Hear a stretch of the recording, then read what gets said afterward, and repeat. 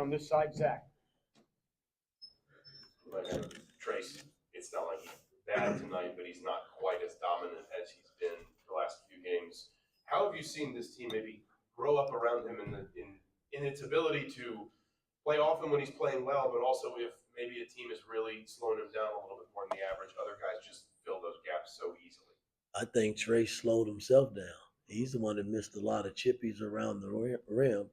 When I look at the stats, he had 18 and 12 rebounds, 10 rebounds. That's a man's game, I think. Um, he's not going to make every shot that he gets around the bucket, but it put pressure on the defense to have to guard him. And tonight he missed a lot of shots that he's been making. Had he made them, he probably had a 30-plus point night tonight. So I'm very pleased, looking at the stat sheet and seeing where he finished. And at the end of the day, we ended up winning the game, and that's what counts.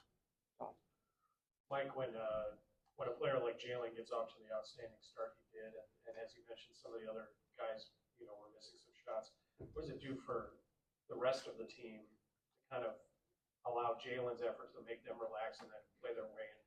Well, again, here's a freshman that's played very, very well for our ball club this season, and he did get off to a hot start, and we needed every bit of it because Ohio State got off to a great start. And he was basically the only guy that was putting the ball in the hole. But our defense stayed solid, and then that 3-minute mark of the first half is when we made our run. We went on, I think, the 15-0 run, and that's basically, I think, what sealed the game for us.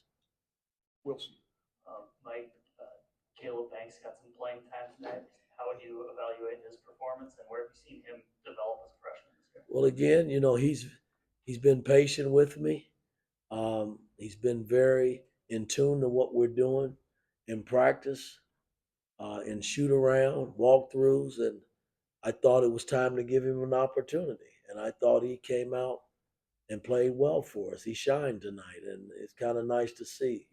Sometimes when players hadn't played, they can easily go the other way, and he didn't. His stat line was pretty good for the 12 minutes that he played. Yeah. Hey, Coach, just wanted to get your thoughts on Jalen hood-schifino. He's sick, but he still goes out 6 for 9 from 3, 24 points as a freshman in the Big Ten game. Your thoughts on how he played? Hey, you got to play when you're sick. I told him to get, right before the game, I said, hey, I've had some of my best games when I've been sick. So, hell, I can't feel sorry for you. You gotta strap him up and go play. We need you. And he performed. I thought he came out and played his butt off. Like freshmen are going to have some quiet games, and Jalen, the last two, just had 8 total points, 3 for 17 shooting. How was he mentally, though, through all of that? And does he talk a lot to you, others, or how does all that go when he has a couple quiet nights? He certainly exploded tonight. Again, I haven't had a whole lot of conversation with Jalen when it comes to, the bad performance. I don't call them bad performance because you're still winning, and he's doing other things besides scoring. He just hadn't put the ball in the hole the last couple of games. But you just try to pat him on the butt and tell him that, hey, you're doing other good things for us. You're getting the ball up the floor, you're getting the ball in where it needs to go from an offensive standpoint, and defensively, you're battling. He's gotten some rebounds, based on his position that helps us. So I can't complain, anything he's done. When he messes up on the court, I'll let him know. Coach, sticking on Jalen, what's maybe one of your favorite personality traits about him as a player, as a person that might influence his play on the floor? He just listens, man. A lot, even when I challenge him, he listens. And he doesn't bark back. Again, at the end of the day, it's just coaching as far as I'm concerned. When I'm trying to get my point across, maybe I see something that you don't see. And at the end of the day, I'm trying to help him help us. So he's been great in that regard. The guy, he's professional about his approach. When he steps on the floor, he's serious about it. And that's why the carryover when he plays in real games is like he plays. He plays pretty damn good basketball for us. Title of the gym. Coach, you guys shot 50% from 3 tonight. More broadly speaking, you guys have drastically improved 3-point shooting from last season. I guess, You know, is there anything in your eyes that you see as a reason that you guys have really been able to make more shots on deep this season than last? Work, putting in the time. And that started this summer. Guys knew that they had to improve, from the 3-point line because we weren't very good last season. And everybody's put the time in, and you feel good now when the shot goes up that it's going in. I mean, we don't make them all the time, but for the most part, we've shot the 3 ball pretty well this season. Jim.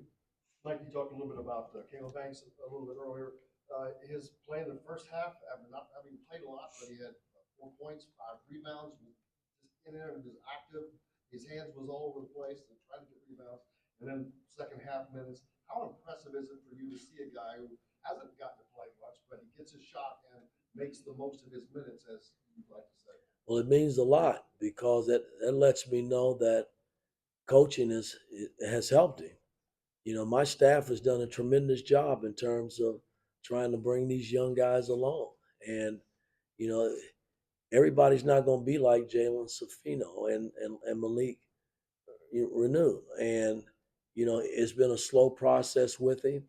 But tonight I thought he responded.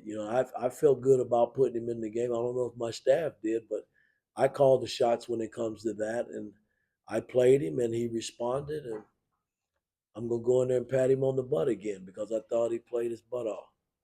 Mike and then Tyler have the last question. Coach, you mentioned the 15-0 runs in the first half. That was 5 minutes. The score was the first half. Was it defense that was the key to that run? That had a lot to do with it. We got stops. I came in out of the timeout. I'm like, guys, we just sitting here trading buckets, and we can't trade the rest of the game. Somebody's got to make a stand. And we came out of that timeout. I talked about getting 3 or 4 stops, and we got a lot of stops and was able to get out and make plays in the open court offensively to get the cushion that we needed going in at halftime.